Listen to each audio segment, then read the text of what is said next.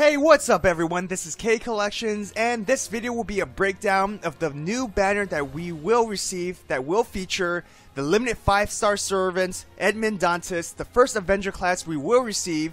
Just in case you don't know about the class advantages, basically Avengers are effective against rulers. Feel free to pause the video if you want to take a look at this chart. It's also on the FGO news section. So feel free to check that out if you're kind of confused, but I'm pretty sure you know about the class affinity, at least I hope so, because it's quite important within this game. For those who are like me, going broke for Jolter, and probably not getting Dantes, even though he's a complete badass, you can expect him next year.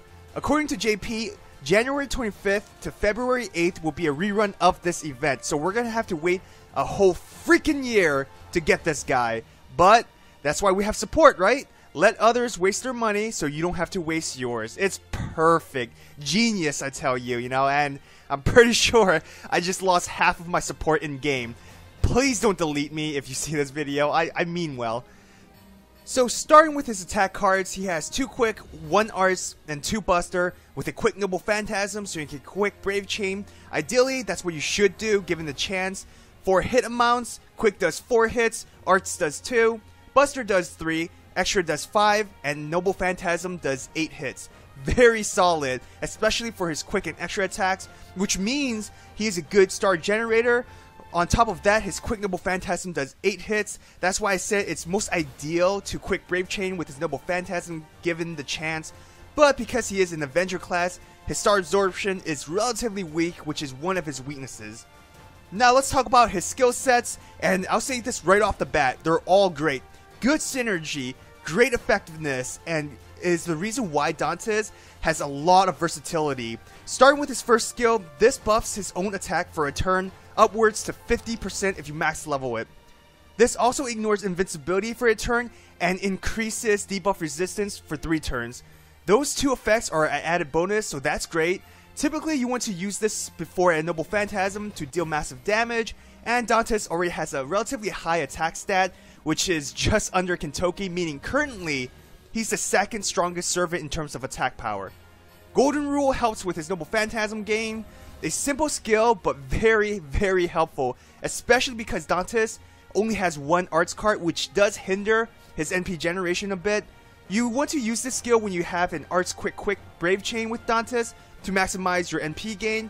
I would also suggest using this skill before a quick brave chain with your Noble Phantasm just to increase the NP refund that you'll receive, so you can potentially use his Noble Phantasm again.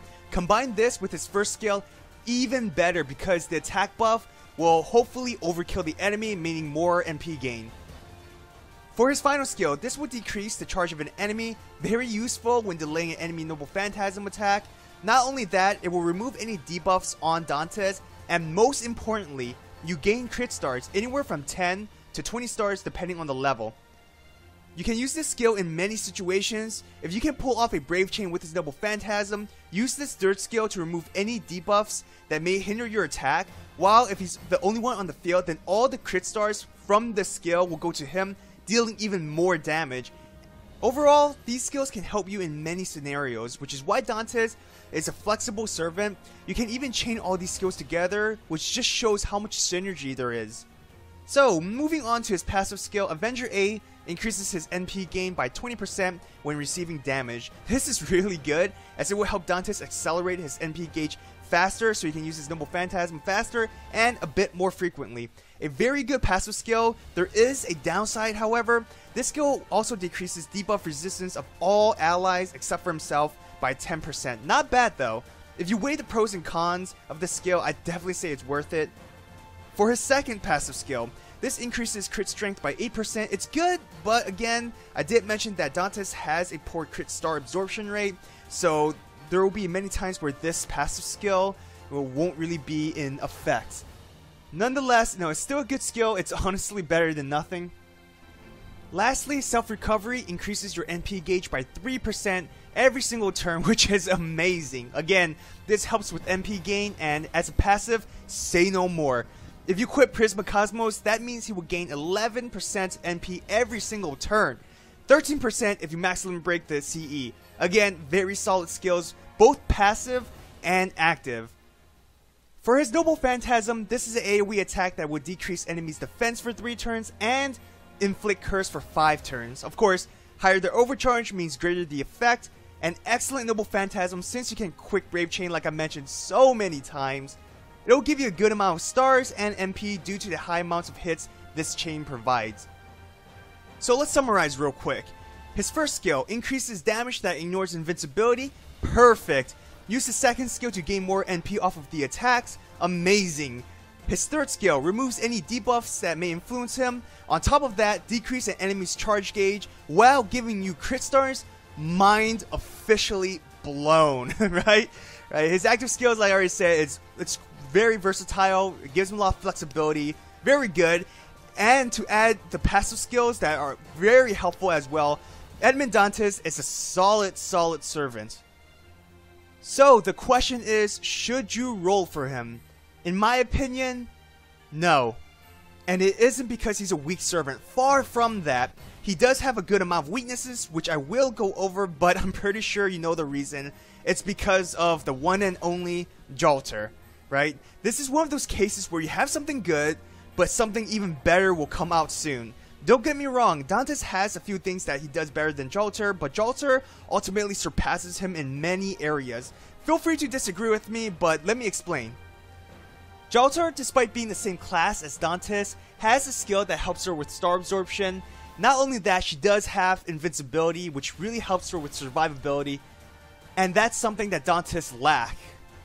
On top of that, she also has a skill that buffs your whole entire team, so she can kind of play a bit of a supportive role, and she ultimately has a higher attack stat compared to Dantes. Again, not saying Dantes is bad. If you really love him, go for him. You know, he is a good servant. So my final thoughts, like I said, he is a good servant, but just know a few things. He's a good star generator, but not the greatest when you compare him to, let's say, Jack or Okita. He's good for farming due to his high attack stats, but he won't be able to have any class effectiveness besides, against rulers and berserkers. And there's a tremendous lack in ruler enemies. I'm pretty sure you noticed that. I already mentioned low survivability with no guts or some sort of evasion skill. He can die if you aren't careful. And of course, the low star absorption. For team composition, he'll work well in crit teams, specifically servants that can absorb stars and deal good crit damage, as he'll provide a decent amount of stars. So Jack, Okita are good, but also Skahak. Now she could be your crit damage dealer, having a skill that helps with absorption and crit strength as well. Most importantly, however, she can buff Dante's quick cards when he performs a quick Brave Chain, so that just helps in damage output and generating stars. Brynhildr can work as well. She is limited in terms of star generation, but she does work well enough due to having 2 quicks that has 3 hits. Along with her riding skill, that does help a bit. Not to mention she has a skill that helps any ally with star absorption, which can help Dantes a bit, but if you're planning to use that skill specifically to help him with star absorption, then I would suggest equipping a star absorbing CE with him, just to help that as well. Recommended craft essence, I do recommend Imaginary Around, most ideal for him. After Party Order is also good if you want a balance between quick and buster, but I would mention that it's best to have a max limit broken one. I wouldn't really equip one that isn't max limit broken because 10% is a bit too low for me. Again, that's a matter of preference. Lastly, if you want to prioritize MP gain and generating stars, then Beast Under the Moon can help. There's a lot more CEs, that you could equip with him, but these are just some that I'd like. And I forgot to mention, pull on this banner if you need a kaleidoscope. I believe it does have a rate up. I haven't received a single kaleidoscope since the Gilgamesh banner way back then. So if you're, if you don't have any kaleidoscope or you have a few quartz to spare, then hey, this banner is ultimately worth it, even if you don't want Dantes, because kaleidoscope, trust me, it's amazing.